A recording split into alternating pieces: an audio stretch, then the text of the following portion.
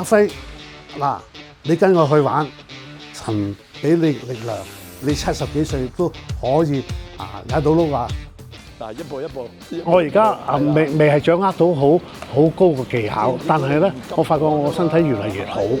當我玩咗呢樣嘢咧，我個心情開朗，我更加信我哋嘅神，我哋嘅上帝咧，原來係可以俾好多力量。一頭咯，如果唔係你用晒啲氣力。有啲保安員咧就，喂，阿 Sir，我帶你上去嗰個郵輪嗰度玩下啫，有聽下歌啊，有自助餐食啊咁。咁我好啊，咁8點鐘開船咧，大概去到9點鐘到，嗰隻船咧離開咗香港境內，係去公海。原來公海咧就賭博唔受限制啊嘛。咁佢帶我去，佢就去賭牌九嗰啲噼里啪啦噼里啪啦咁。咁啊嗰次去好好彩喎，贏咗幾千蚊喎。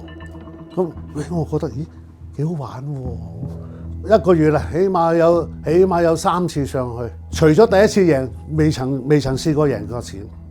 7個月到咋，輸咗大概30幾萬㗎啦。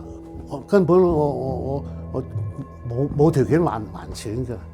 弟弟知道我情況啦，阿哥，我一定幫你，但係你要悔改。弟弟幫我還咗錢啦，咁之後咧，咁我就真係實心革命咧，就悔改。再次我遠離咗主1-2次嘅，我要再次翻去。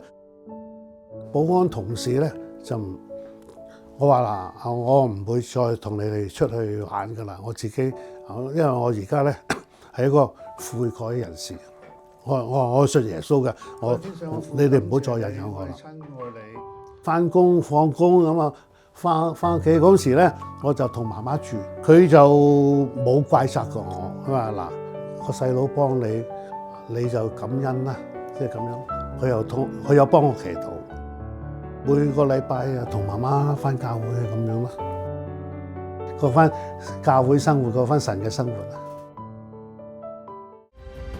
我今年75歲啦，咁樣咧就但係我心境上咧仍然得30-40歲嘅啫，因為我唔覺得我自己老，因為我有好多上帝交俾我嘅工作我未做嘅，我想一路繼續將上帝俾我嘅愛，將佢盡量分享出去。